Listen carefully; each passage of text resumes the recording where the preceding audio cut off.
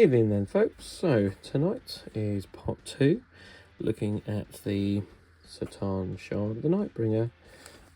So I've opened this dude up.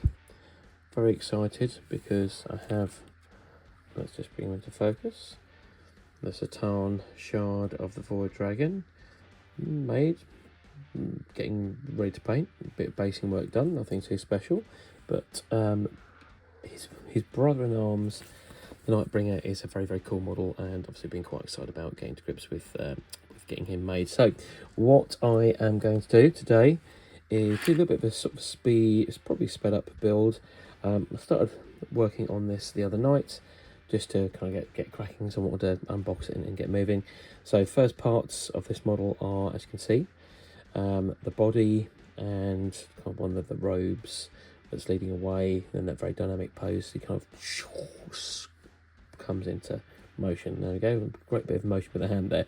Cool. So I'm probably going to speed up the video as I build this, and hopefully we can see a bit of the build in action. It's one sprue. Let's get that into the camera, shall we? One big sprue. Can I get far enough away? Not quite. So, which seems a bit odd for, well, I mean, I paid enough for this, but one sprue seems a bit of a surprise, really. But you know, it's a big model and there's an awful lot on the battlefield, so cool. Okay, here we go.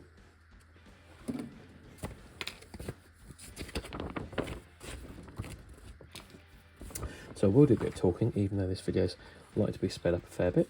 So you can see that there's a lot of road action going on.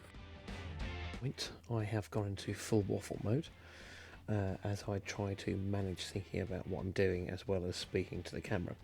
So the video is going to progress into double speed shortly, and you're going to see me walk through how to build the project. Some key points, apart from the amount of my hands being shot rather than the model, is that this is it's a really well designed piece.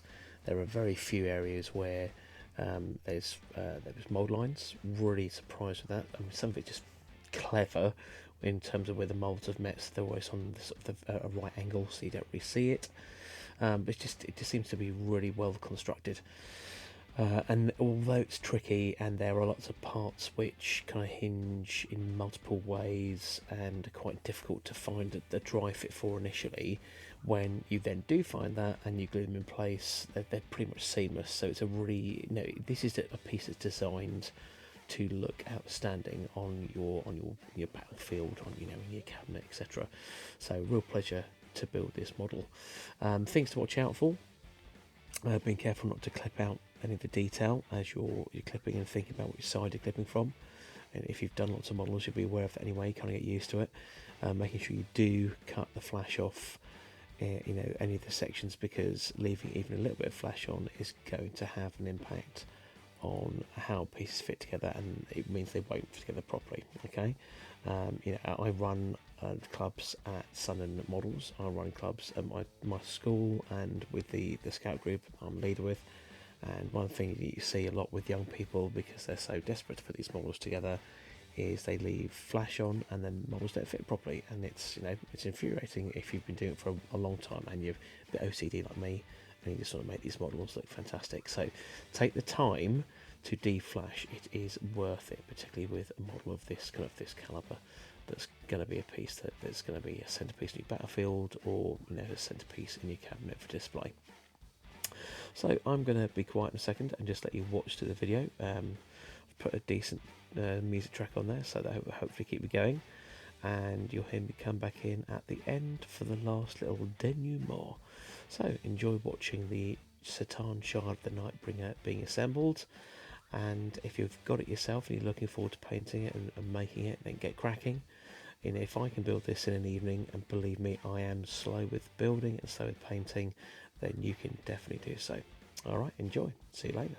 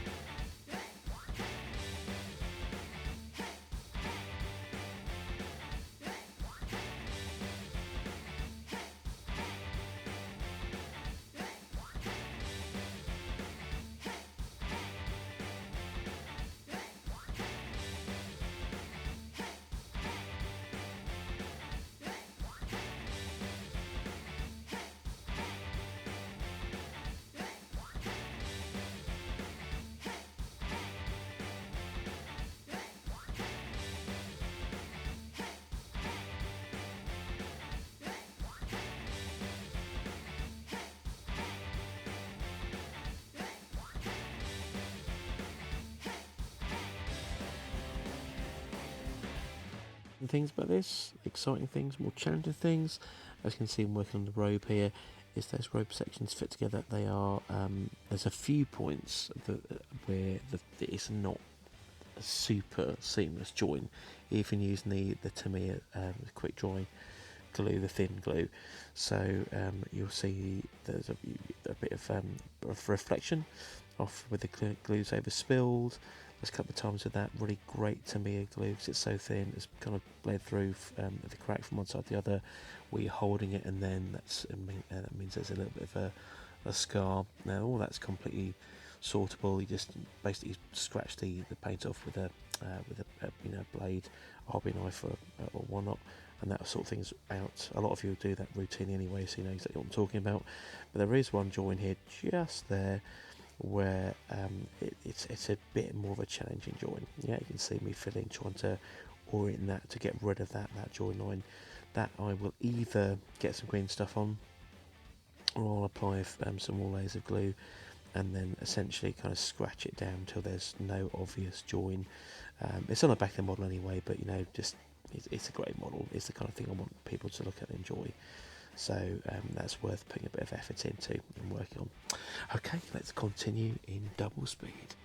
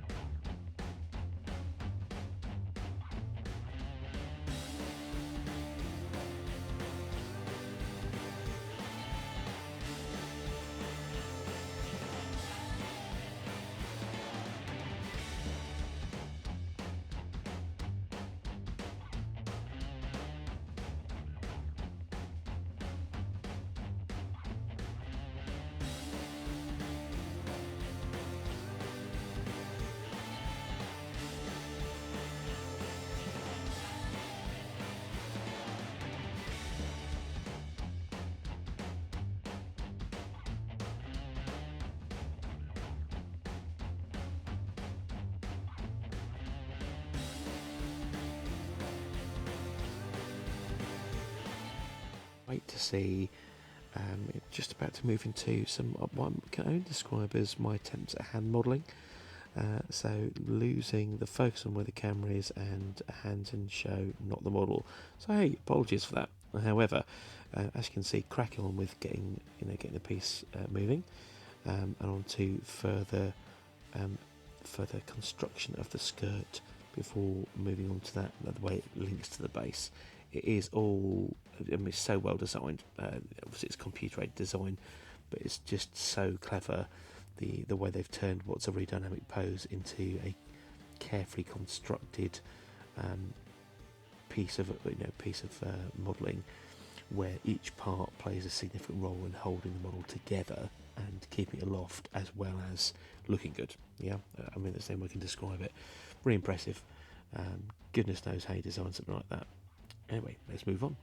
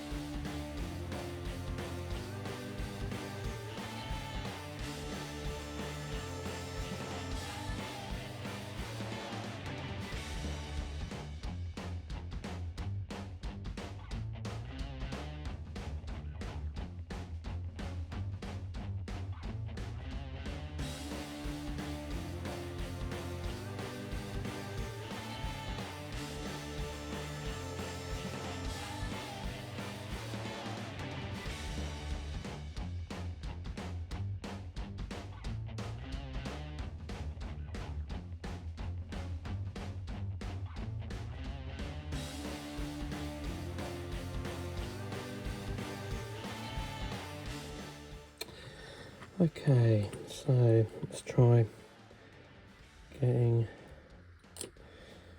just a match. We've done a dry fit on that already. There we go. Seems pretty solid. Now I don't know at the moment is how much of the joins will be covered by the cloak and the other parts of the model. So just try and get rid of those joins, those seams as much as possible. If you've got a fairly well fitting seam, I've found that extra thin and extra thin quick drying are fantastic. Just to run down, because they've got that really thin brush to run it down, they can normally give a bit of a wiggle while the plastic's starting to melt, and it will just form it'll get rid of that gap and kind of melt into the gap, and you can clear up later if you need to. There we go, we're starting to make a little bit of progress there. Cool. Right, okay, a bit of cloak coming up in number 6. Let's see how quickly I can find that, shall we? The answer is not very quick at all. That's number 9. Number 6. Okay. Here we go. Coming in number 6. Oh, let's get into shot, shall we? Excellent.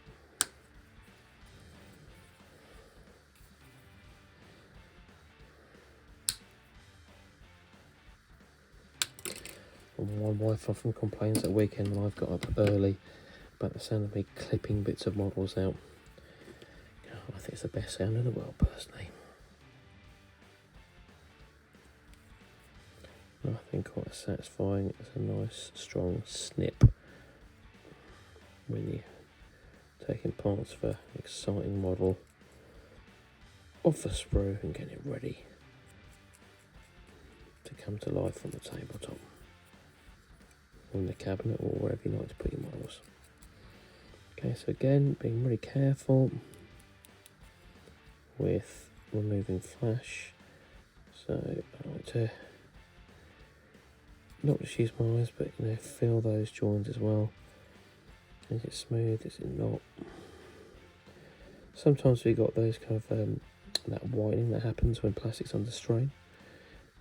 You can often get rid of that as you're filing away or scraping away, but sometimes it's so sort of deep that it gives you a false impression. You end up scraping away your model much more than you need to. And with all things, patience is the key here. It takes a lot longer to green stuff in a section that you've knackered, or look at a model where you know you've cut off some detail, then just take a bit more time to get that right. Right, okay, that said, let's have a look. So we should have that dude there.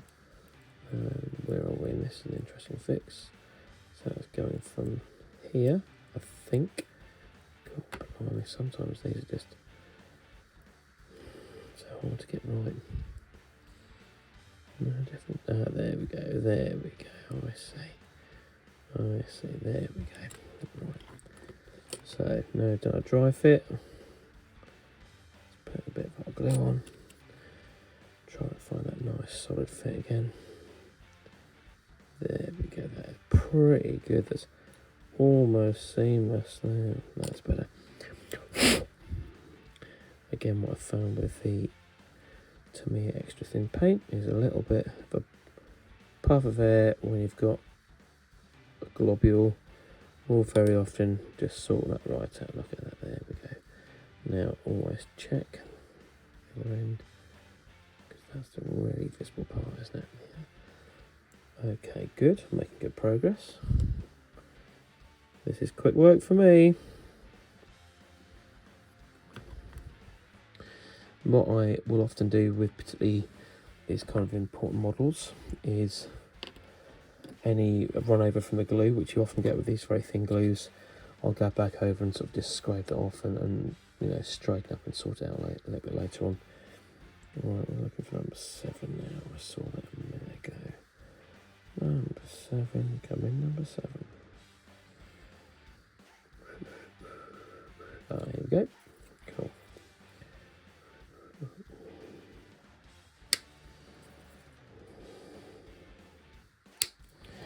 So actually there's not really that much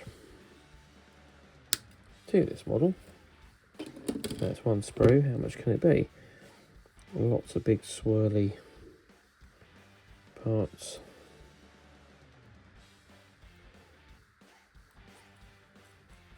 But again, that's not a problem. It's just a lovely, clean, well-designed, dynamic model. Has loads of intent. I love the box art. It gives it a real sense of velocity and movement, like it's just springing out of the ground, springing out of the grave or a tomb.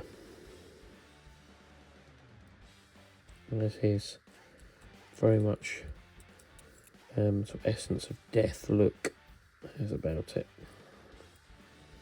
It's an awkward bit of flash, isn't it?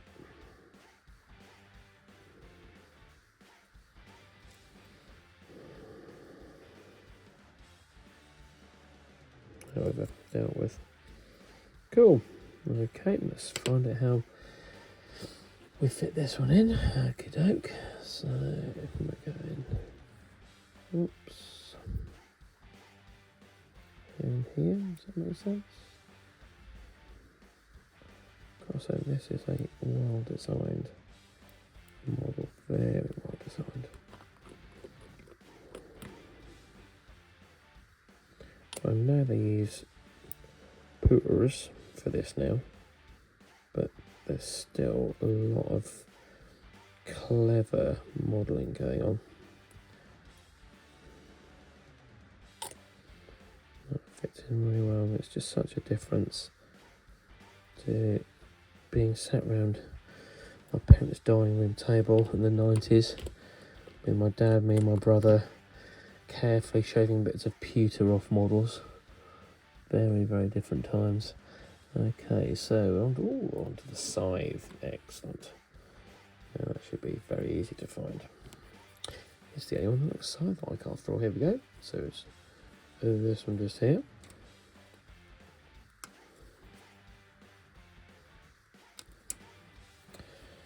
Cool. Now what I have discovered to my, what's the French word, chagrin, on a regular basis is that we've got detail, or you've got a sprue it's in an awkward position. It's a good idea to cut off a little bit higher up and leave a bit of sprue on there, and then you can shave it back down without getting those little kind of pop divots when it's popped off and it's actually left a hole in the model. This would be one of those kind of classic areas, let's just say. So let's cut off here, and then we can have a bit of a close inspection. Let's have a look there. Cool. Makes a little bit more sense. Okay, I have to apologise if you can hear any sniffing or scraping in the background. One of my two rescue Jack Russells has decided that he's not had enough tea. I would quite like some more, please, Dad.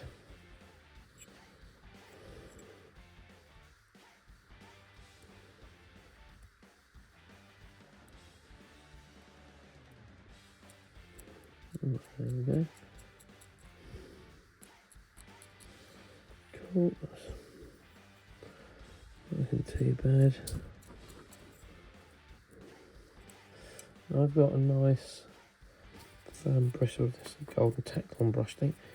Firm bristle brush that I like to use just to knock off some of the shavings that either through static or just through very thin connections stay in the model. Just get rid of those. There you go. Which means you've got a really lovely clean surface. Excellent. Okay, can be very careful with this here. Don't really want to cut into that handle if we don't have to. Oh, there we go, we've done it. But rescued, excellent.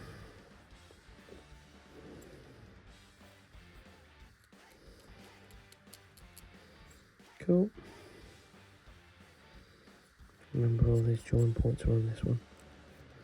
I know most of you will be used to this, but you get good at learning where the likely join points are and where the joins in the die are as well, where you get the panel lines. Kind of get instinctive at finding those.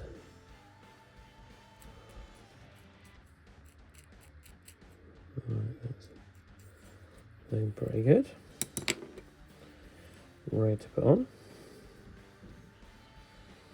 Okay, so let's get this on there, shall we?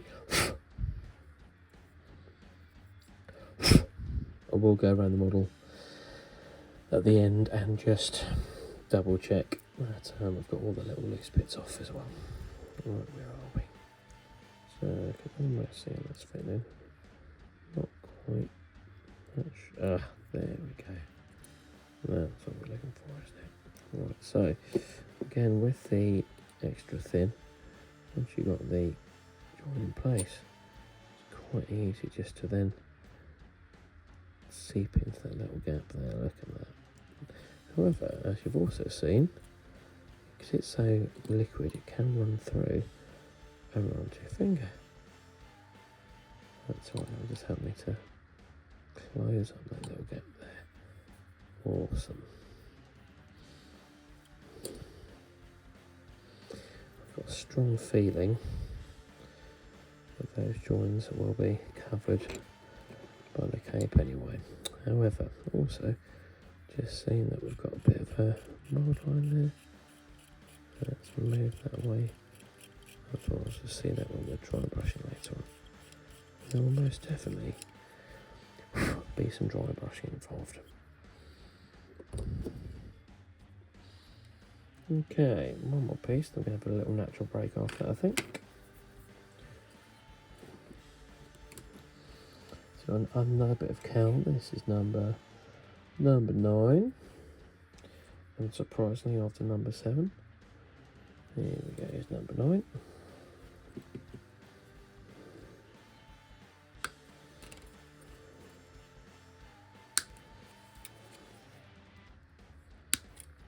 Cool.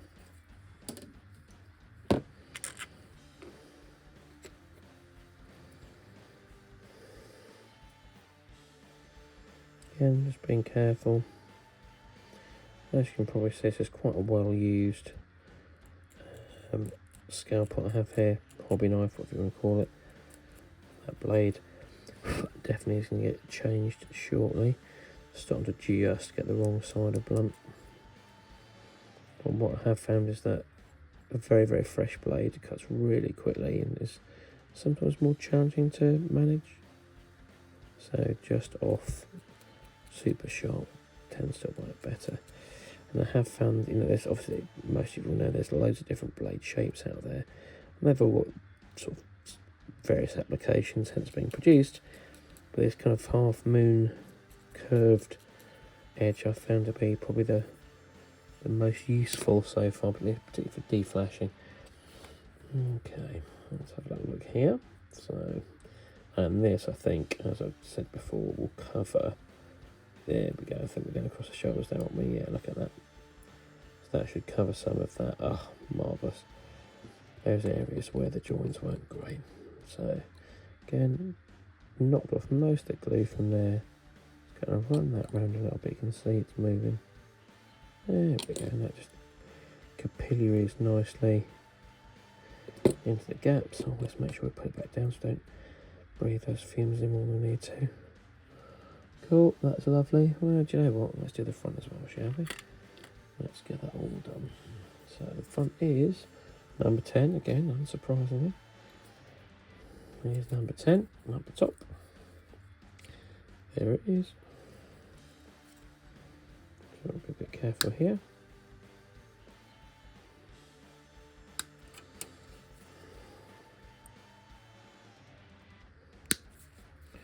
Awesome.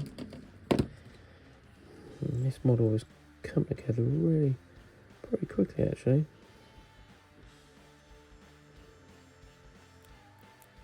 Which is good. There we go, nice easy bit of cleaning there. Just make sure all the dead bits off. slightly more challenging. Just be careful with this. Now I know some of you will think, wait a minute, you're cutting towards yourself an awful lot, Rob. However, with a blade that's not super duper sharp, and just with time, experience and developing control, it's actually better to do that because you've got a high level of control with the blade coming towards you rather than slipping and pushing away, then cutting bits of detail off or damaging the model, or more likely damaging yourself. So these things, like anything in our hobby, are about experience and learning to improve control. Alright, let's have a look at just dry fitting that. Love the look of this. It's so mummy-esque, isn't it? Mummy-esque and obviously Grim Reaper-esque. Oh, look at that. That just fits a truck. I've got to say, this is a really well-designed model. I knew I was going to enjoy it, and so far I've not been disappointed. Let's see, let's get that in there. Make sure we have a nice solid join. Not even going to worry about these 2 points around here because A, they're hidden, and B, they look really solid already. Now that, yeah, there we go, that's that point, isn't it? Hopefully you can just see that point where the two halves came together really, really well. Bit of extra glue just to make sure we get a good bind. Now because this stuff dries really quickly, just use my little finger to get it together. We're just going to hold that and blow on it a little bit until it starts to set in place.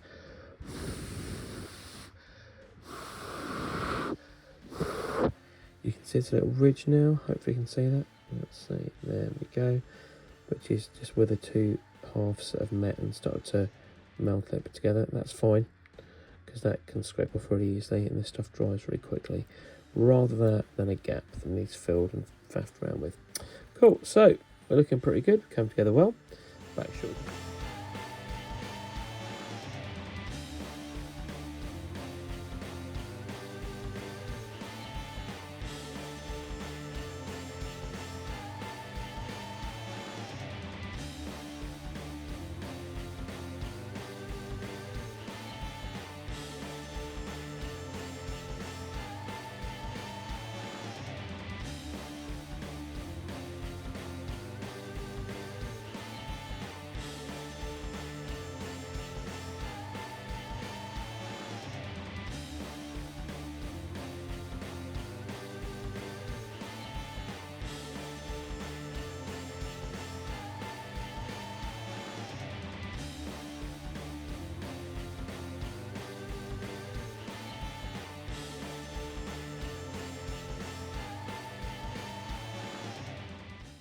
Yeah, this is where things got really tricky. So the base is really clever. You've got kind of like a bush, almost like something biblical, you know, like a, I don't know, what was it, the mulberry bush, whatever, kind of bursting in flame, and out comes the tanshard, the Nightbringer, looking like death himself.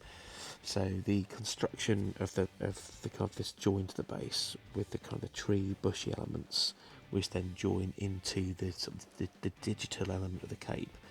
They're really clever, but they're really tricky. It's going to take you a little bit of time to orient the pieces properly. I suggest carefully looking at the photographs and trying to orientate the model that you've built already to the same same position as the photograph. It makes it a little bit easier, but dry fit a few times before you apply any glue. Otherwise, it's simply not going to fit together in the way it should do. Great though. I mean, once it's done, it looks absolutely fantastic. And as you can see shortly, I stick it straight to the black base, the standard Games Workshop base. I will be applying rocks and sand and other elements to make it look much more kind of organic and like it's in a real setting, and probably a few bits of dead space in green as well. I think that might look quite appealing. So cool, that's almost the end of the video. Enjoy watching the end, and we'll see you soon.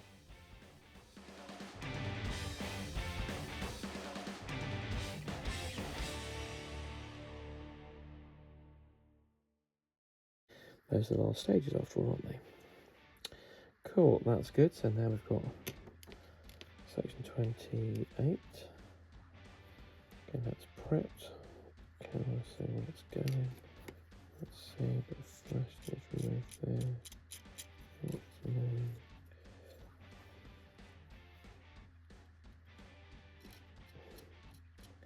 I think what you know, this is a grey model, but what you are aware as you're making it, hyper aware of, is just how fragile it feels.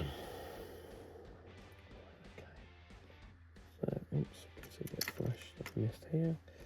Let's get rid of that quickly.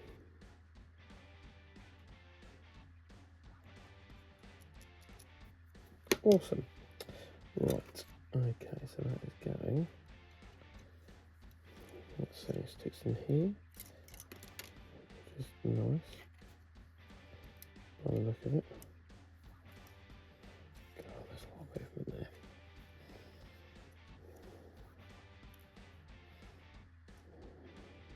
So, there we go.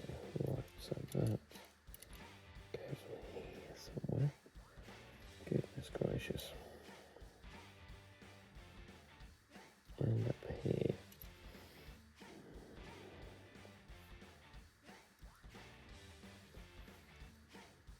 Can we see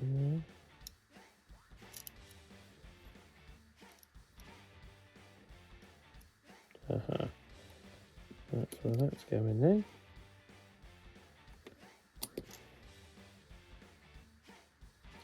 Okay, so we've located that. Clever drawing. Very, very clever. Now, how does it?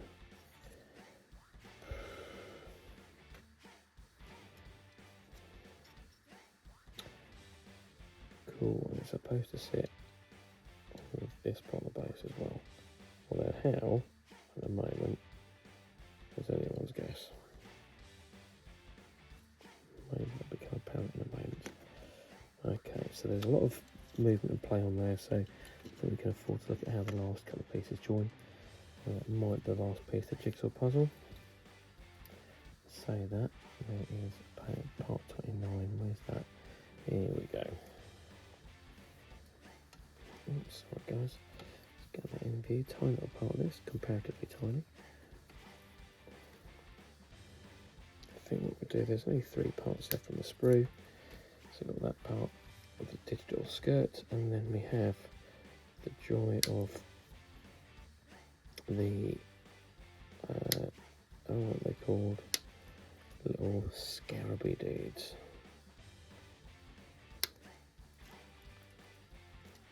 Love these dudes. Love the way they blow up.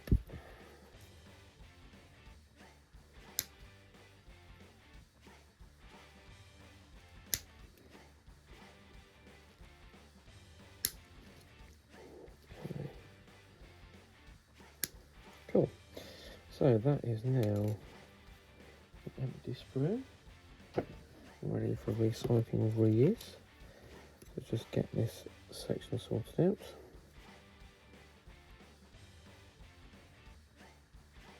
And ready to put on. Right, let's see if we can work out where the heck that's going. Okay, so look at the picture again. There's the leg, and it's somewhere up here. I think it's going to be here. Look at it.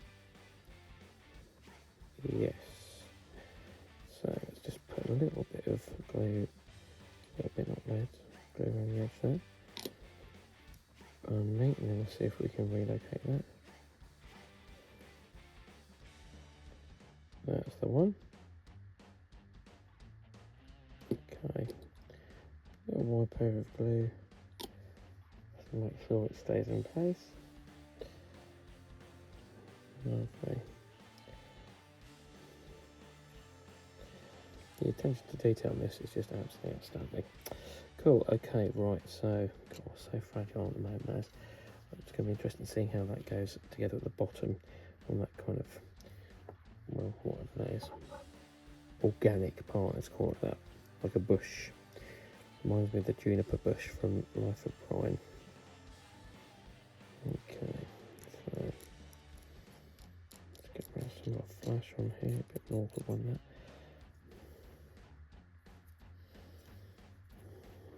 sure there's nothing that will impede it sticking to the big black base. Gets the scarab sorted out. It's nice and uniform. That's good. So, I mean, that's been a fairly quick build, really, and I would say mostly because even though it's sometimes a bit confusing in terms of the construction, cleaning up the parts has been really straightforward. There's been really little work needed to get rid of mould lines, and that's a big win.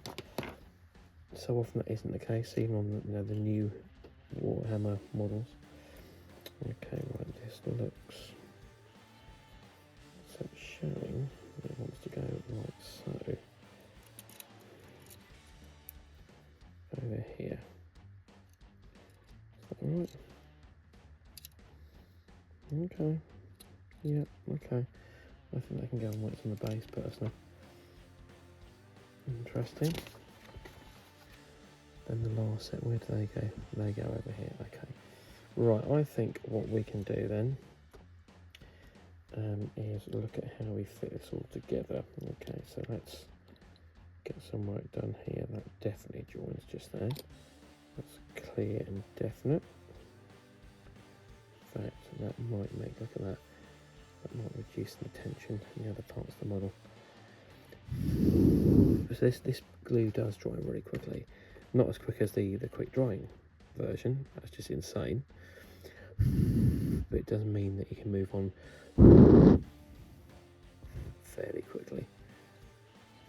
Right, that's good, that looks much better. Now this looks, aha! Let's see what we're doing now. I don't know why there's that gulf in the middle. It's weird. That looks like something should go in there. Why would you leave that?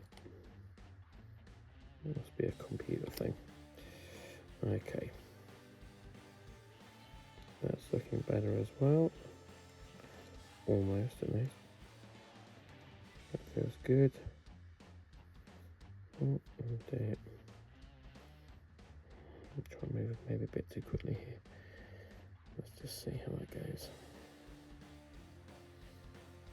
Okay. Right, so I know this is probably going to be heavily sped up. But anyway, we get the idea.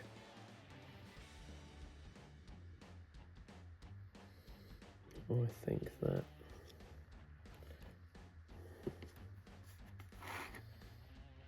okay, that's looking. Let's see how far that is, shall we? Dog hair on the base, blinking dogs. Yeah, that's looking pretty good, I'll be honest. Right, so can we make more sense then of what happens with this now? Because that looks like it's supposed to go. Was that the front? Okay. Oh, the confusion. Yeah, that's going over here, isn't it? I think. Right, okay, so let's just orient this on the base. Move those instructions out of the way, or destructions as my dad would call them. Okay, so I think, yeah, okay, cool. So we are going to glue this guy down. Now, I say we're going to glue him down, we are, but the great thing about, again, this glue is that if you don't like what you've done, you can put some more glue on what you've glued already and it will reactivate. So mistakes are not permanent. It's good to know. Okay, let's maybe just hold him there. Even if he just tacks down, that'd be great for the time being. Okay, cool. So by the look of it then, what we need to do once we've got those scarabs on, we're going to put the body in place, which hopefully will be fairly straightforward. We'll put the last set of scarabs on and then we should be there. So let's see if we can't, now we've got that on the base, if we can't locate this first set of scarabs on their little scarab tree.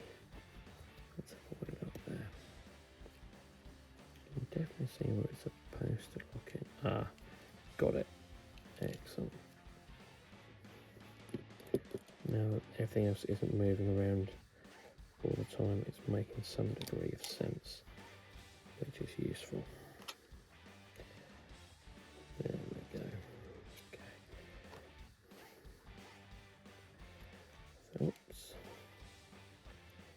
A liberal application of pressure.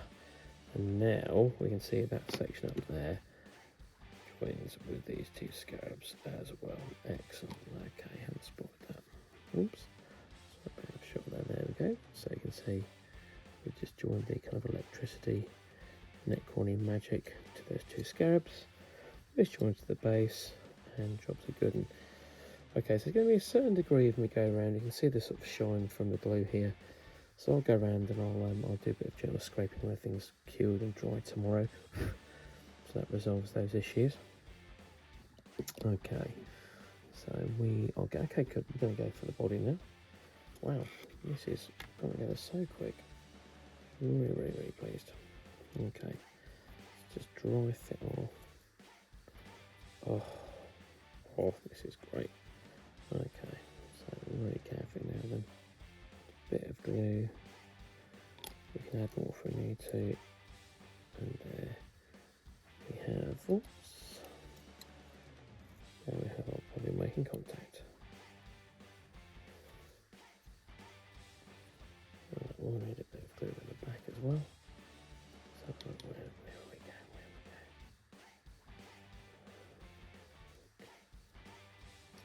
Just go up here and do that. Can I get in? Fiddly. Okay, oops, God on me. Okay. Cool. So, goodbye, Mr. Terminator. Alright, there we have. Let's just see if we can zoom out a touch. Okay, we'll zoom. Okay. Do a manual zoom. Oh, there we go. Oops. We don't want to get in focus. There we go. Cool. So we can see that model. Oops. Sorry, folks. Make a mess of the camera. We can see that's looking pretty good, can't we? Yeah. Outstanding. So we've just got these scales to put on. Let's see how they go. They go on here somewhere. Great. Okay, that's coming up. That looks interesting. They need a quick bit of deflashing. Section I've missed there. Let's just get rid of that. But did I deflash these at all?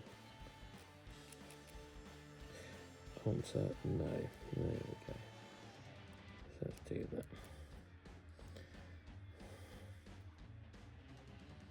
So I have a work thing in the evening tomorrow, but I'm hoping that won't be too late.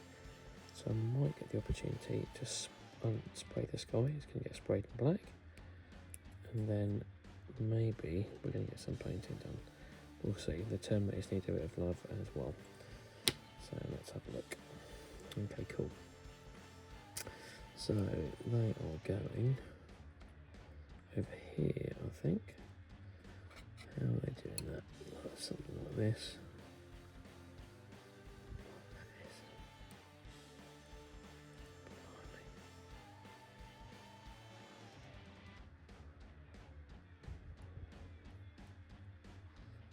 Okay, well, okay. That is quite intricate again. You can see it now.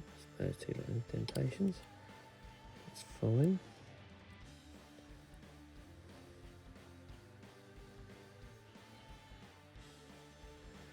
And there's a dude at the back as well. Just make sure that's located properly. Which allow these to locate properly, and there we have it. Excellent. So that is the finished. What's the tanshard of the Nightbringer?